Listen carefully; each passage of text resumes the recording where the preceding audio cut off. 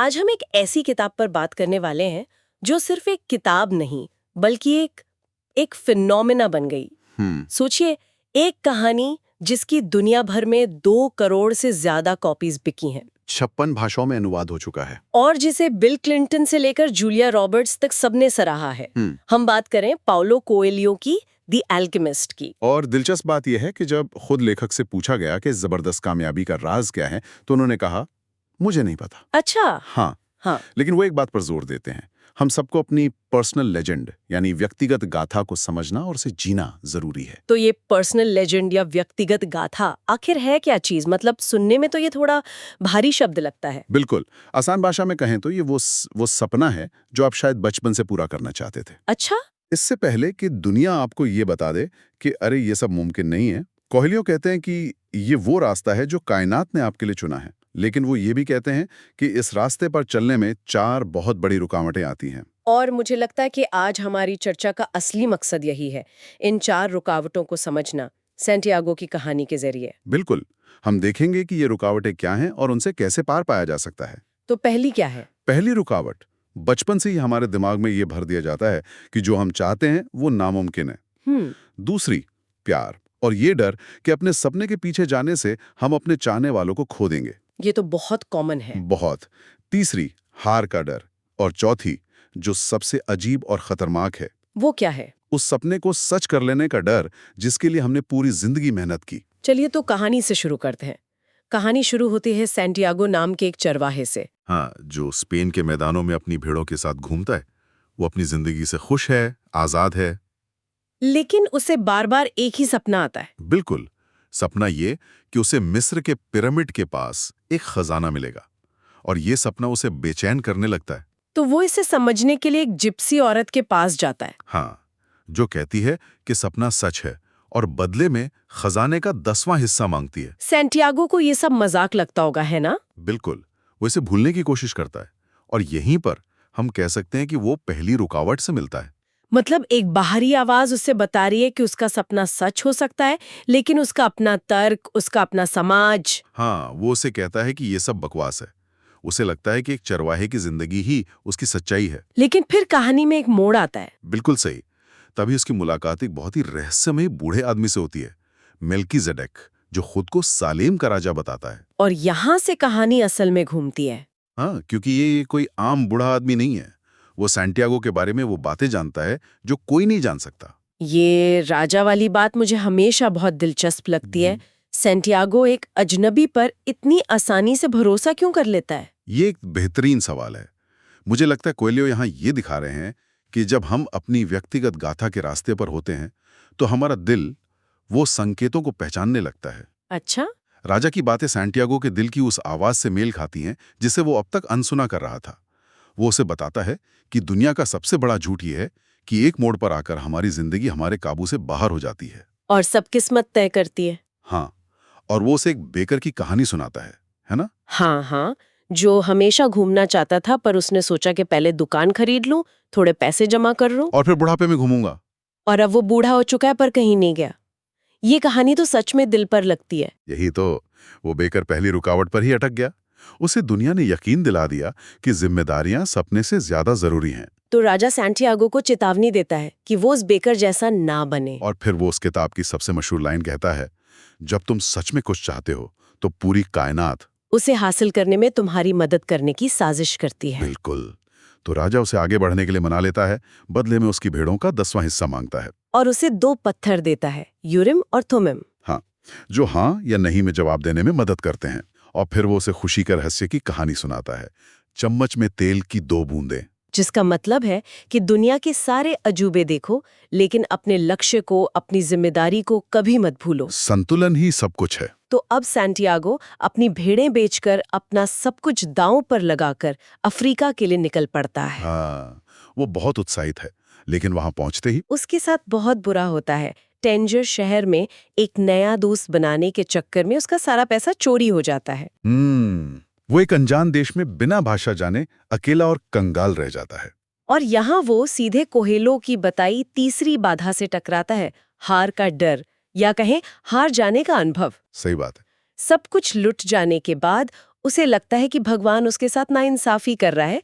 उसके लिए हार मानकर शर्मिंदा होकर घर लौट जाना सबसे आसान विकल्प था। और इस मोड़ पर मुझे लगता है 99% लोग शायद हिम्मत हार जाते हैं। बिल्कुल, ये वो फिल्टर है जो सपने देखने वालों को सपने जीने वालों से अलग करता है। लेकिन उस निराशा के पल में वो अपनी जेब में हाथ डालता है और उसे राजा के दिए वो पत्थर मिलते हैं, और वो पत्थर उसे याद दिलाते हैं कि वो एक चोर का शिकार नहीं है, बल्कि एक साहसी है जो खजाने की खोज में निकला है। एग्जैक्टली। ये सोच का एक छोटा सा बदलाव है, लेकिन बहुत शक्तिशाली है। वो अपनी हालत को एक मुसीबत की तरह नहीं बल्कि एक चुनौती की तरह देखने लगता है। और फिर वो एक क्रिस्टल की दुकान पर काम करना शुरू करता है। हाँ, और यहाँ क्रिस्टल व्यापारी का किरदार बहुत अहम है। वो एक अच्छा इंसान है, लेकिन वो भी एक सपने के साथ जी रहा है जिसे वो कभी पूरा नहीं करना चाहता। मक्का की यात्रा। हाँ, और उसका तर्क बहुत अजीब है। वो कहता है, मक्का जाने का सपना ही मुझे जिंदा रखे हुए है। अगर मैंने अपना सपना पूरा कर लिया तो मेरे पास जीने का कोई मकसद ही नहीं बचेगा। तो ये चौथी बाधा का प्रतीक है। बिल्कुल, अपने सपने को सच कर लेने का डर। और व्यापारी एक शब्द का इस्तेमाल करता है, मकतूब। ये लिखा हुआ है। वो इसे एक बहाने के तौर पर इस्तेमाल करता है कुछ ना करने के लिए, जबकि सैंटियागो धीरे धीरे समझता है कि उसकी नियति, उसका मकतूब खजाना खोजना है। और उसे उस लिखे हुए को सच करने के लिए काम करना होगा। बिल्कुल। सैंटियागो उस दुकान में लगभग 1 साल काम करता है। वो सिर्फ काम नहीं करता, वो दुकान को बेहतर बनाता है, नए विचार लाता है। और व्यापार को चमका देता है। हाँ, 1 साल बाद उसके पास इतने पैसे जमा हो जाते हैं कि वो 2 गुनी भेड़ें खरीदकर स्पेन लौट सकता है और एक अमीर चरवाहा बन सकता है। उसे एक पल के लिए ख्याल अच्छा भी लगता होगा। लगता है वापस अपनी जानी पहचानी दुनिया में जाना, लेकिन अब वो बदल चुका है। वो समझ चुका है कि संकेतों को कैसे पढ़ना है। इसलिए वो घर लौटने के बजाय रेगिस्तान पार करके पिरामिड की ओर जाने का फैसला करता है। वो एक कारवां में शामिल हो जाता है और यहाँ उसकी मुलाकात एक अंग्रेज से होती है जो एक कीमियागर यानी एल्केमिस्ट की तलाश में है। और इन दोनों का नजरिया सीखने को लेकर बिल्कुल अलग है। हाँ, ये बहुत दिलचस्प है। अंग्रेज सोचता है कि सारा ज्ञान किताबों में है, वो कीमियागिरी पर मोटी-मोटी किताबें पढ़ता है, जबकि सैंटियागो अपनी भेड़ों से, रेगिस्तान से और खामोशी से सीखता है। ये ज्ञान बनाम अनुभव की बहस है। और दोनों विश्व की आत्मा के बारे में बात करते हैं। कोएलो के लिए इसका मतलब बहुत गहरा है। ये एक तरह की सार्वभौमिक चेतना है। एक ऐसी भाषा जो बिना शब्दों के समझी जा सकती है। बिल्कुल, अंग्रेज इसे किताबों से समझने की कोशिश करता है, जबकि सैंटियागो इसे महसूस करके संकेतों को पढ़कर समझता है। फिर कबीलों की लड़ाई की वजह से कारवां को अल फयूम नाम के एक नखलिस्तान में रुकना पड़ता है, एक ओएसिस में। और यहाँ सैंटियागो की जिंदगी का सबसे बड़ा मोड़ आता है। उसकी मुलाकात फातिमा से होती है और उसे पहली नजर में प्यार हो जाता है। तो अब वो कोएलो की दूसरी बाधा का सामना करता है, प्यार। हाँ, उसे लगता है कि फातिमा ही उसका खजाना है। उसे पिरामिड और सपने को भूलकर यहीं रुक जाना चाहिए। उसे डर है कि अगर वो आगे गया तो फातिमा को खो देगा। ये एक बहुत ही असली और मानवीय दुविधा है। कई बार हम अपने रिश्तों की वजह से अपने सपनों को छोड़ देते हैं। सही बात है, इस डर से कि हम अपने प्रियजनों को दुख पहुंचाएंगे। लेकिन फातिमा उसे एक बहुत गहरा सबक सिखाती है। हाँ, वो जो रेगिस्तान की बेटी है, वो कहती है, प्यार कभी किसी आदमी को उसकी व्यक्तिगत गाथा को पूरा करने से नहीं रोकता। अगर वो अपनी खोज छोड़ देता है तो इसका मतलब है कि ये सच्चा प्यार नहीं था। बिल्कुल। वो उससे वादा करती है कि वो उसका इंतजार करेगी, क्योंकि रेगिस्तान की औरतें इंतजार करना जानती हैं। तो फातिमा एक रुकावट नहीं बल्कि आगे बढ़ने की वजह बन जाती है। वो उसे आजाद करती है। ये इस किताब के सबसे खूबसूरत हिस्सों में से एक है। और अब जब सैंटियागो का दिल प्यार से भरा है तो वो विश्व की आत्मा से और भी गहराई से जुड़ जाता है। और तभी उसे वो संकेत मिलता है। हाँ, एक दिन वो रेगिस्तान में बाजों को उड़ते हुए देखता है और उसे एक संकेत मिलता है, नखलिस्तान पर हमला होने वाला है। ये एक बहुत बड़ा जोखिम था। नखलिस्तान एक न्यूट्रल जोन है, वहां हथियार रखना मना है। अगर उसकी बात गलत निकलती तो उसकी जान ले ली जाती। लेकिन वो अपने दिल की आवाज पर भरोसा करता है। हाँ, और कबीले के सरदारों को चेतावनी देता है और उसकी भविष्यवाणी सच निकलती है। हमला होता है, लेकिन नखलिस्तान के लोग तैयार रहते हैं और हमलावरों को हरा देते हैं। और उसी रात उसकी मुलाकात उस असली कीमियागर से होती है जिसे अंग्रेज ढूंढ रहा था। बिल्कुल, और कीमियागर उसे परखता है, वो उसे चुनौती देता है।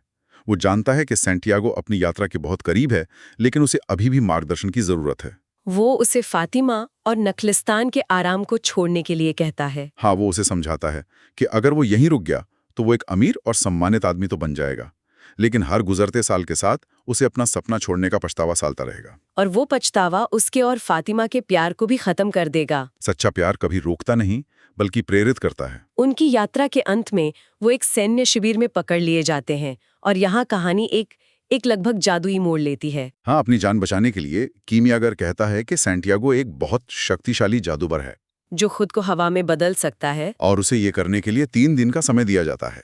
ये सैंटियागो की आखिरी और सबसे बड़ी परीक्षा है। ये सिर्फ शारीरिक नहीं बल्कि आध्यात्मिक परीक्षा है। उसे कुछ ऐसा करना है जो नामुमकिन लगता है। और यहाँ वो कयोली की चौथी और सबसे मुश्किल बाधा का सामना कर रहा है, सफलता का डर। क्या मैं सच में इतना काबिल हूँ? क्या मैं ये कर पाऊंगा? इन 3 दिनों में सैंटियागो रेगिस्तान से बात करता है, फिर हवा से, फिर सूरज से, और आखिर में उस हादसे जिसने सब कुछ लिखा है। वो समझता है कि हर चीज विश्व की आत्मा का ही एक हिस्सा है। और जब वो इस एकता को महसूस करता है तो वो चमत्कार कर दिखाता है और खुद को हवा में बदल लेता है। वो अपनी आखिरी परीक्षा पास कर लेता है। हाँ, कीमियागर उसे पिरामिड के पास छोड़कर चला जाता है। सैंटियागो आखिरकार अपनी मंजिल पर पहुंच जाता है। वो रोते हुए जोश के साथ जमीन खोदना शुरू करता है, लेकिन उसे कुछ नहीं मिलता। कुछ भी नहीं। और तभी कुछ लुटेरे आते हैं, उसे मारते पीटते हैं और उसका सारा सोना छीन लेते हैं। और जब सैंटियागो उन्हें बताता है कि वो एक सपने की वजह से यहाँ खजाना खोजने आया है, तो लुटेरों का सरदार उस पर हंसता है। और हंसते हंसते वो कहता है, कितने बेवकूफ हो तुम। मुझे भी 2 साल पहले यहीं का एक सपना आया था कि स्पेन में एक टूटे फूटे चर्च के अंदर, जहाँ एक अंजीर का पेड़ उगाया है, वहाँ खजाना गड़ा है। लेकिन मैं इतना बड़ा बेवकूफ नहीं हूं कि एक सपने के पीछे आधा रेगिस्तान पार कर जाऊं। और यही वो पल है। हाँ, सैंटियागो को अपना जवाब मिल जाता है। खजाना पिरामिड में नहीं, बल्कि वहीं था जहां से उसने अपनी यात्रा शुरू की थी। तो क्या पूरी यात्रा बेकार थी? बिल्कुल नहीं। और यही इस कहानी का सार है। अगर वो ये लंबी यात्रा नहीं करता तो उसे कभी पता ही नहीं चलता कि खजाना कहाँ है। सही बात है। लेकिन इससे भी जरूरी बात यह है कि खजाना सिर्फ सोना नहीं था। असली खजाना वो ज्ञान था जो उसने रास्ते में सीखा।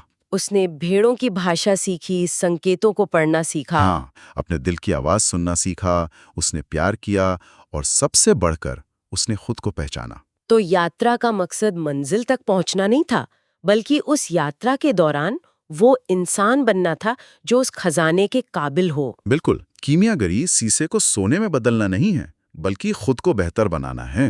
अंत में कीमियागर सैंटियागो को एक कहानी सुनाता है, एक रोमन सूबेदार के बारे में। हाँ। वो अपने बीमार नौकर के लिए जीसस से मदद मांगता है। जीसस उसके घर आने को तैयार होते हैं, पर सूबेदार कहता है, प्रभु, मैं इस लायक नहीं कि आप मेरे घर आएं। बस एक शब्द कह दीजिए और मेरा नौकर ठीक हो जाएगा। ये बहुत खूबसूरत है। कीमियागर कहता है कि सूबेदार के ये शब्द आज भी अमर हैं।